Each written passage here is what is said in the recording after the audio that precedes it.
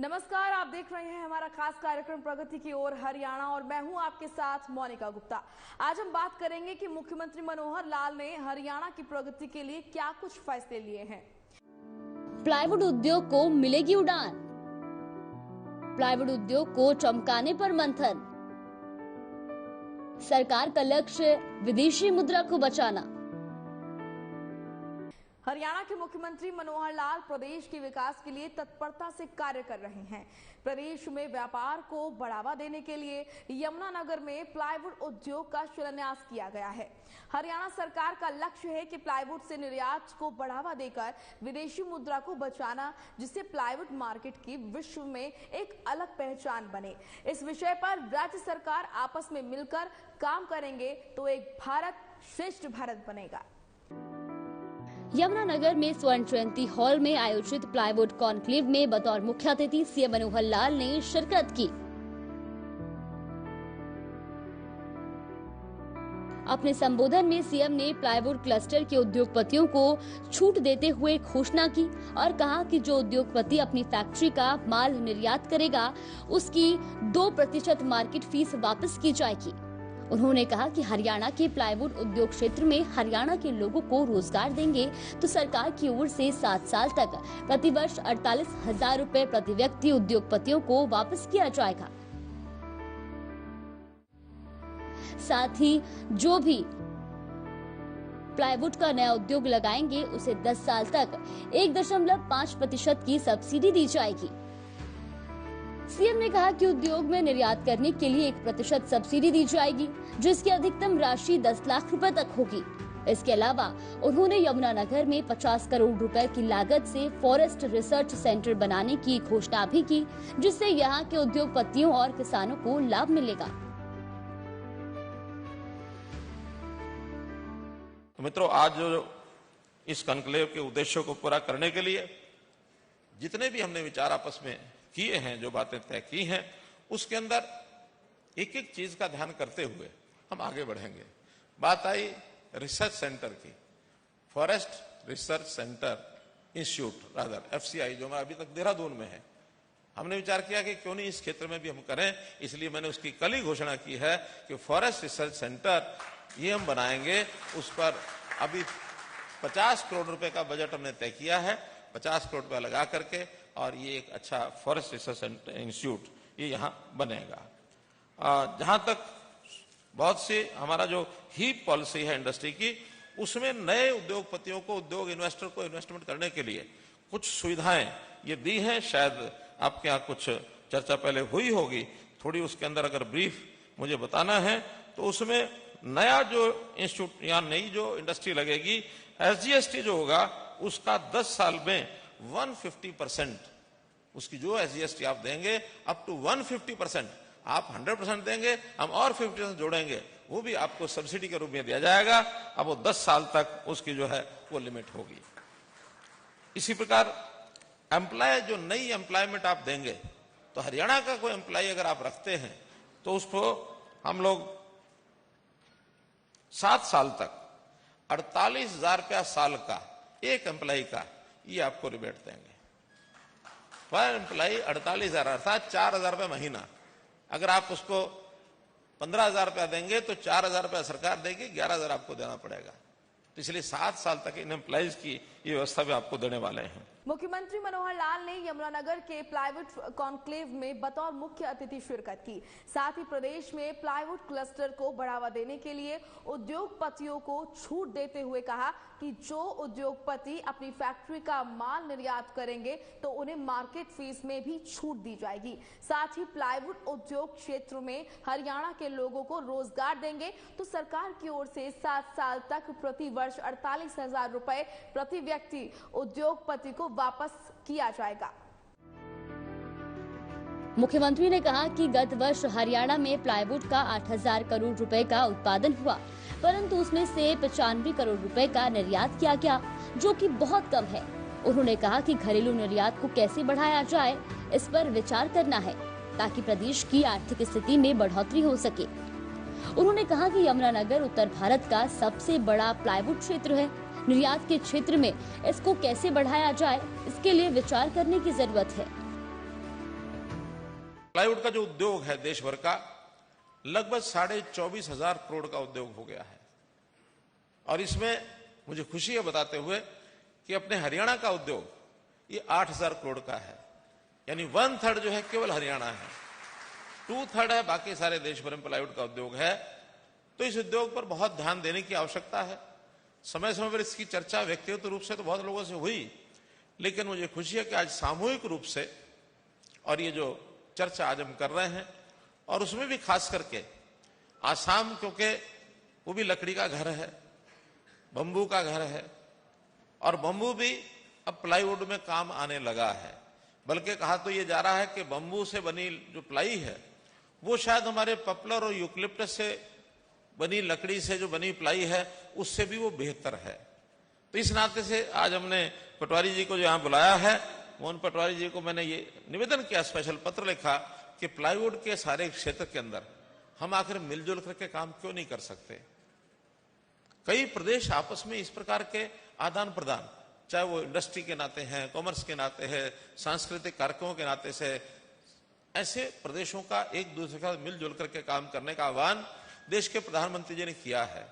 एक भारत श्रेष्ठ भारत में उन्होंने कहा कि अगर आप आपस में प्रांत एक दूसरे से मिलकर के काम करेंगे तो वो एक भारत श्रेष्ठ भारत बनेगा, एक दूसरे के साथ अंडरस्टैंडिंग अपनी बढ़ेगी। तो मैं धन्यवाद करता हूं मोहन पटवारी जी का, चंद्रमोहन पटवारी जी का, कि इन्होंने आज आकर के और हम सबका उत्साह बढ़ाया इस क्षेत्र के अंदर। उन्होंने कहा कि भारतीय प्लाईवुड सेक्टर में वर्ष 2026 तक 5.5% वृद्धि होने की उम्मीद है। मुख्यमंत्री ने कहा कि 2015 में प्लाईवुड में अपनी मनमर्जी से काम चल रहा था। उस समय करीब 950 प्लाईवुड उद्योग काम कर रहे थे। उद्योग चलाने के लिए नए लाइसेंस नहीं दिए जा रहे थे। लाइसेंस के लिए करोड़ों रुपए की रिश्वत मांगी जाती थी, परंतु उन्होंने तुरंत उद्योगों को बढ़ावा देने के लिए जितने भी आवेदन थे सबको मंजूर किया। यमुनानगर में प्लाईवुड उद्योग को बढ़ावा देने के लिए हरियाणा प्लाईवुड कॉन्क्लेव का आयोजन किया गया, जिसमें हरियाणा के मुख्यमंत्री मनोहर लाल मुख्य अतिथि के तौर पर शामिल हुए। इस मौके पर सीएम ने कहा कि असम और हरियाणा में प्लाईवुड का काफी कारोबार है। इस कारोबार को और बढ़ावा देने के लिए दोनों सरकारों को मिलकर काम करना चाहिए और निर्यात के क्षेत्र में इसको कैसे बढ़ाया जाए इस पर भी विचार करने की जरूरत है। सीएम ने कॉन्क्लेव में कहा कि प्लाईवुड उद्योग लगाने से व्यापारी के साथ साथ किसान भी उन्नत हुआ है। अब लकड़ी 1200 रुपए से 1400 रुपए प्रति क्विंटल बिक रही है, परंतु उस समय लकड़ी का रेट 350 रुपए प्रति क्विंटल था। मुख्यमंत्री ने प्लाईवुड से जुड़े उद्योगपतियों को कहा कि यदि आपके सामान की क्वालिटी अच्छी होगी तो आपके सामान के रेट भी बढ़िया मिलेंगे और निर्यात में बढ़ोतरी होगी। सीएम ने कहा, लेकिन फिर भी बड़ी संख्या में ये उद्योग यहाँ बढ़ा और उस उद्योग के बढ़ने के बाद देश भर के अंदर सप्लाई हमारी प्लाई की होने लगी और उसका उपयोग यहाँ के लोगों ने किया। डिमांड बढ़ी, किसान भी पुष्पित हुआ, पल्लवित हुआ। जो किसान उस समय पॉपुलर और यूकलिप्टस 300 साढ़े 300 रुपए क्विंटल का रेट था, आज अगर मैं गलती नहीं कर रहा तो अजय जी बताएंगे 1200 रुपया है कि ज्यादा है? वो 1400 रुपए, 1200 से लेकर 1400 रुपए प्रति क्विंटल आज किसान को भी मिलता है। तो जहाँ किसान को काम आगे मिला, क्योंकि आखिर कृषि का प्रदेश हम चाहते हैं किसान आगे बढ़े, वहीं रोजगार मिला, लोगों को रोजगार मिला, तो उस रोजगार में हमारे यहाँ के युवकों को उनको रोजगार करने के नाते से वो भी आगे बढ़े। फिर उसमें हमारी आर्थिक स्थिति, हमारी आर्थिक जो वृद्धि दर है, देश की भी इकोनॉमी हो, प्रदेश की इकोनॉमी हो, जब इतना बड़ा एक सिस्टम खड़ा हुआ तो उसके अंदर भी उनका उपयोग हुआ है। कि उद्योगपति बेहतर क्वालिटी का सामान बनाएं, इसके लिए जिले में कॉमन फैसिलिटी सेंटर बनाया जाएगा। उन्होंने कहा कि उद्योगों को बढ़ावा देने के लिए उद्योगपतियों को सुविधा दी जाएगी। इसके तहत जो भी उद्योगपति अपने सामान का निर्यात करेगा 10 साल तक उसे 1.5% वार्षिक सब्सिडी दी जाएगी। हरियाणा में प्लाईवुड इकाइयों की सहायता के लिए सरकार की ओर से मध्यम स्तरीय उद्यम क्लस्टर विकास योजना के तहत यमुनानगर में सांझा सुविधा केंद्र की स्थापना की जा रही है। ये साझा सुविधा केंद्र प्लाईवुड निर्माताओं को उनके उत्पादों की गुणवत्ता में सुधार करने, प्रोडक्ट डिफरेंशिएशन शुरू करने, उत्पादन लागत को कम करने के तरीके सुझाने में मदद करेगा। उन्होंने कहा कि प्लाईवुड क्लस्टर की मदद करने के उद्देश्य से यमुनानगर में क्वालिटी मार्केट सेंटर को भी अपडेट किया जा रहा है। मुख्यमंत्री ने कहा कि प्लाईवुड क्लस्टर के निर्यात में देश में केरल के बाद हरियाणा का दूसरा नाम आता है। हरियाणा में प्लाईवुड के निर्यात की काफी संभावनाएं हैं। अब एक बात की जो अपेक्षा की जा रही है आज, वो यह है कि देश की जो मुद्रा, विदेशी मुद्रा, इसको कैसे बचाया जाए, इसको कैसे बिजनेस करके वहां से लाया जाए, क्योंकि विदेशी मुद्रा भी आर्थिक स्थिति में वृद्धि दर तो उससे होती है, लेकिन विदेशी मुद्रा का अपना एक उपयोग होता है। लेकिन आज, अब क्या कारण रहे होंगे मुझे मालूम नहीं है, लेकिन आज हमारा कुल एक्सपोर्ट हरियाणा का इन 8,000 करोड़ में से मात्र 95 करोड़ रुपए एक्सपोर्ट है, यानी 1.2% ओनली, बहुत कम है। हमको ये एक्सपोर्ट बढ़ाना है। इस एक्सपोर्ट बढ़ाने का ही मैं समझता हूं आज के ये जो कन्क्लेव किया जा रहा है, इसमें यही एक बात जो फोकस में रखी गई होगी। इसके लिए कुछ व्यवस्थाएं की गई हैं, कुछ करने के लिए मांग भी की जा रही है। एक तो जैसे हर एक इंडस्ट्री का जो क्लस्टर होता है, उस क्लस्टर में हम ये जो साझा सुविधा केंद्र, कॉमन फैसिलिटी सेंटर, ये बनाते हैं। तो यहां एक कॉमन फैसिलिटी सेंटर प्लाईवुड की इंडस्ट्री के लेकर के जरूर बनाया जाएगा। इसमें सेंटर भी पैसा देता है, एक सुविधा केंद्र उसका, यानी फैसिलिटी सेंटर। आपके यहाँ रिसर्च सेंटर की अलग बात है, लेकिन बिजनेस की छोटी मोटी जो दिखते हैं तकलीफें, कमियां होती हैं, वो उस सुविधा केंद्र के अंदर और बनाया जा सकता है, उसमें बनाएंगे। और जो यहाँ एक प्लाईवुड क्लस्टर प्राइवेट लिमिटेड नाम से एसपीवी बनाया गया है, उस एसपीवी में भी हम लोगों ने जो क्वालिटी मैनेजमेंट सेंटर, जो क्वालिटी के लिए एक जो आगे विषय करना है, क्योंकि एक्सपोर्ट में सबसे बड़ा विषय है क्वालिटी का। अगर हमारी क्वालिटी ठीक से नहीं आई तो फिर एक्सपोर्टर इस मामले में बहुत, यानी जो इंपोर्टर है बाहर बैठा हुआ, वो बड़ा सजग होता है। उसको क्वालिटी अगर नहीं मिली तो फिर आपके माल की तरफ आकर्षित नहीं होता। क्वालिटी अच्छी मिल गई तो आपका मुंह मांगा दाम वो जो वहां का इंपोर्टर है आपसे वो लेकर के जाएगा। तो इसलिए क्वालिटी को जो मार्केटिंग सेंटर जो क्वालिटी का है, उसको अपग्रेड करने की जरूरत है। इसमें भी आप जैसा भी अपेक्षा करेंगे, सरकार उस नाते से आपका सहयोग करने के लिए तैयार है। अभी तक प्लाईवुड में जो बड़ा निर्यातक है अपने देश में वो केरल है, क्योंकि केरल में भी लकड़ी बहुत होती है, लेकिन केरल के लोगों ने निर्यात के मामले में अपना एक स्थान बनाया है और इस नाते से वो अपने आप को आगे बढ़ा रहे हैं। हरियाणा में प्लाईवुड उद्योग लगाने से व्यापारियों के साथ साथ किसान भी उन्नत हुआ है। सीएम ने उद्योगपतियों से कहा कि अगर आप अच्छा सामान बनाएंगे, उसकी क्वालिटी अच्छी होगी, तो आपके सामान के रेट भी बढ़िया मिलेंगे और निर्यात में बढ़ोतरी भी होगी। साथ ही प्लाईवुड निर्माता अपना प्लाई बोर्ड एक्सपोर्ट करेगा, उसे मार्केटिंग फीस में छूट दी जाएगी। इसके अलावा जो नए उद्योग शुरू हुए हैं, अगर 10 साल तक जीएसटी का 100% जमा करते हैं तो सरकार उस उद्योग को 50% और राशि मिलाकर रिफंड करेगी। शिक्षा एवं वन मंत्री कंवरपाल ने कहा कि उद्योग से रोजगार मिलते हैं। जहां उद्योग होगा उस क्षेत्र में संपन्नता होगी। यमुनानगर में प्लाईवुड उद्योग से हजारों युवाओं को रोजगार मिल रहा है। उन्होंने कहा कि हरियाणा आत्मनिर्भर भारत की ओर बढ़ रहा है। मुख्यमंत्री मनोहर लाल का सपना है कि एनसीआर की तर्ज पर पंचकुला, यमुनानगर और अंबाला में उद्योग बढ़े। उन्होंने यमुनानगर में आईसीडी सेंटर बनवाने की मांग की है।